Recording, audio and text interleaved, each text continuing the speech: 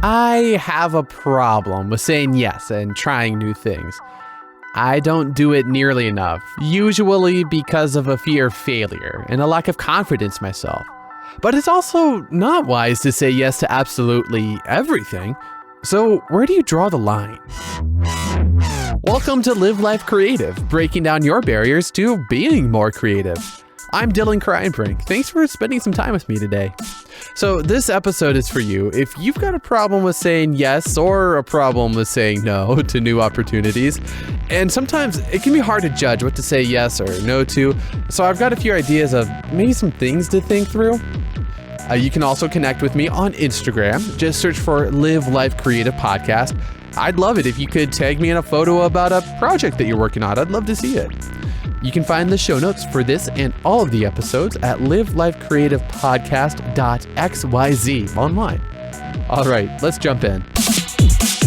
Okay, let me kick this off with a story. Now, Fiverr.com, this is a platform to do like micro-sized freelancing services starting at like $5 a piece. I offer some voiceover type stuff on there.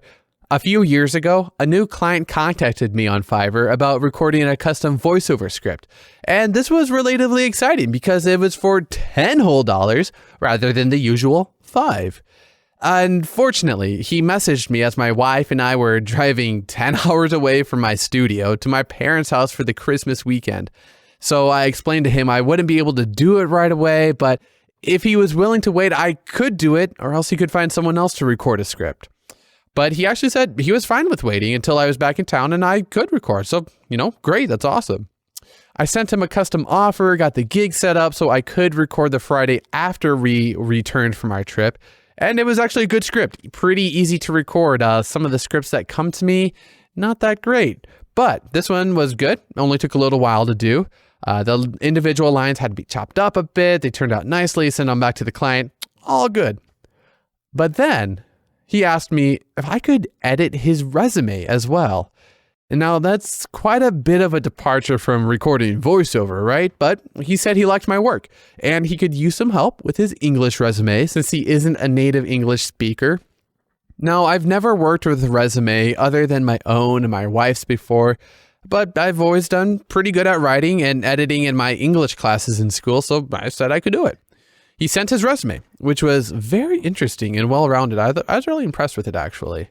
I made some grammatical word choice changes as I saw appropriate, and it was a relatively easy extra gig that came unexpectedly.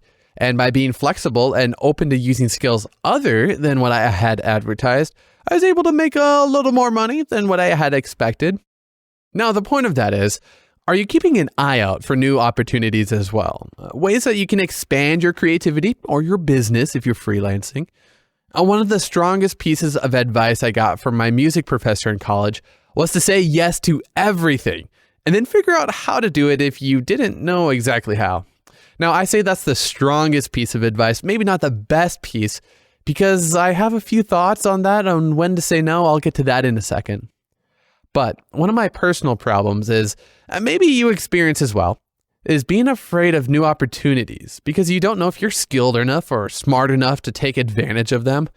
I wasn't too sure I wanted to edit that guy's resume because of my own lack of experience, but I still said yes, and I was able to help him. Another example of saying yes for me while scared, or at least not 100% confident, was photographing several community events here in Grand Rapids. I'm a part of a few photography Facebook groups, and one day someone posted asking any members with event photography experience to message her about some events that she was organizing. I've covered a few fundraising dinners for my day job, so I sent her a message. Turns out she's the community ambassador for an online business reviews website for the Grand Rapids area, and she's putting together a few events to showcase local businesses. So despite having done a little bit of event photography before, I'm still not completely sure I can do the job. It's still coming up as of this recording, but I said yes to doing it because I want to get better. I want to gain experience, build a portfolio for more gigs like this. So we're going to see how it goes.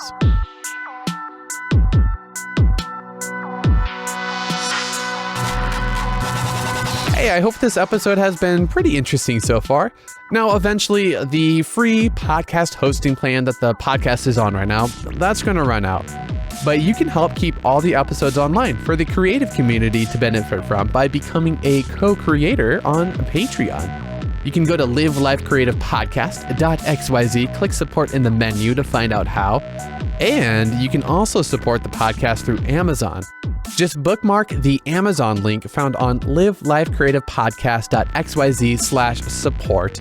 Buying stuff through that link keeps the show going at no cost to you. And the link's at the website. Just click support there in the menu. Okay, let's get back to it. So, saying yes to new opportunities can lead to learning more, finding more ways to be creative and helping others, and earning more money if you're freelancing. Earlier, I talked about the advice to always saying yes was strong advice, but not the best.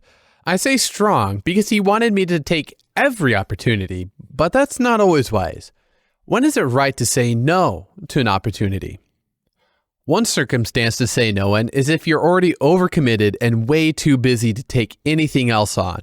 This can be hard because you can feel like you're missing out on something good, and you might actually be hurting yourself and losing future opportunities.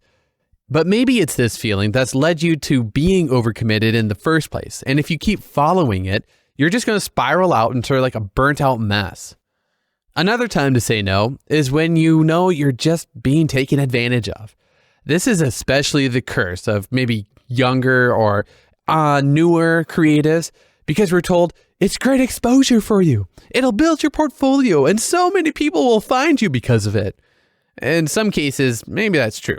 Sometimes you should do work for free to get your name out there, but you're going to be asked to do things for exposure way more than you should actually do it. I'm still trying to figure out the fine line and to judge when I should insist on being paid or not doing it, and when I can just suck it up and do it for exposure. And finally, saying no to an opportunity when you know it's not going to be a good fit. Sometimes you can really feel when the potential client or collaborator is giving you the heebie-jeebies and you really don't want to work with them. Or they could come off as a great person at first, but when you actually start working together, they turn into like Godzilla. In this case, it's good to develop some people skills and getting a sense of who a person is before you commit to helping them. And if you're already helping them, finding the escape hatch when you have the opportunity for that.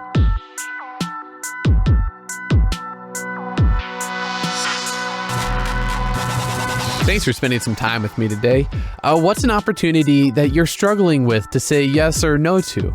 You can send me some audio feedback to livelifecreativepodcast@gmail.com. Just use the good old voice memo app and then hit the share button to send the audio feedback to your email app. Or you can take the show on your Instagram feed or stories. Just hit me up at Live Life Creative Podcast. I've switched to using that account almost all of the time, so I'm going to see it pretty quick. And don't forget, you can support the show for free using the Amazon link. Find that at livelifecreativepodcast.xyz, tap support in the 3-dot menu, and the show notes are on the website as well under episodes in the menu. And if this episode has been helpful for you, then, consider sharing it with a friend. That's the best way to share podcasts. And if you're not subscribed already, hit the subscribe button, leave a review in whatever podcast app you're listening in. I'm Dylan, helping you break down your creative barriers so you can live life creative.